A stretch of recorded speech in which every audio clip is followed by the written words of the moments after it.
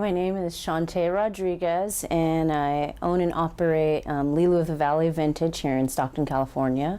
I was born and raised, fed and bred here in Stockton. Moved away a couple of times like everybody does, or most people do, but always ended up back here. I do love black, although it's not a color, if you're asking me for my favorite color. Things I don't like are excuses, and I feel like most of the time if we can get past our excuses, we can get a lot more done in our lives and put a lot less blame on things that we didn't get to do if we just move forward and do it and go for it. It's very eclectic is probably the best word I would say about the shop, because that's very much who I am and my husband are. It's a compilation of things that we are and that we like. So it's older clothing with a few modern pieces or modern designers mixed in, but there's a little bit of a format to it, but not so regimented. We have a lot of things from the 50s, the 60s, not so much the 70s, not one of my favorite decades, but a little 40s, a lot more 40s jewelry than clothing, a little harder to come by for myself.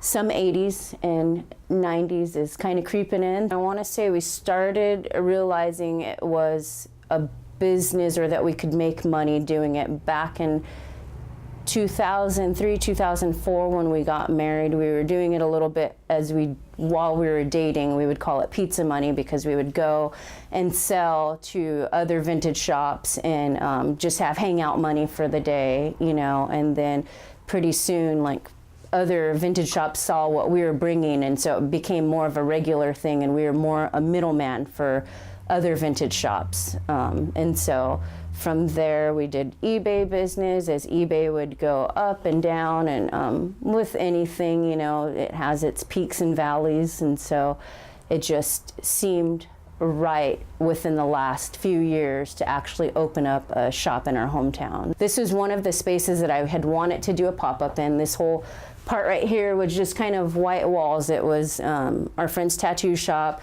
that would have art on the walls, and sometimes he would have an art show or whatever, and so that was always the plan. And so once he had said that he was going to be leaving the shop, it just seemed right. You know, I can't say everything happened perfectly, but kind of it did, you know. It was like, you know, it was either go for it or let the moment pass, and then some other business would be here, possibly another vintage business. I highly doubt it, but you know, it could be something else, and it would just be another one of those things, coulda, shoulda, woulda, or live in a regret kind of thing. And I'm just getting past all of that. I don't want to look at my life and have regrets if it's something I can have control over. You know, I just felt like this is my retirement plan, and I'm crossing things off my bucket list, and I've always wanted to own my own business and have my own shop with clothing in it, whether it was things that I was making or whatever, you know. So it just seemed right, the timing, and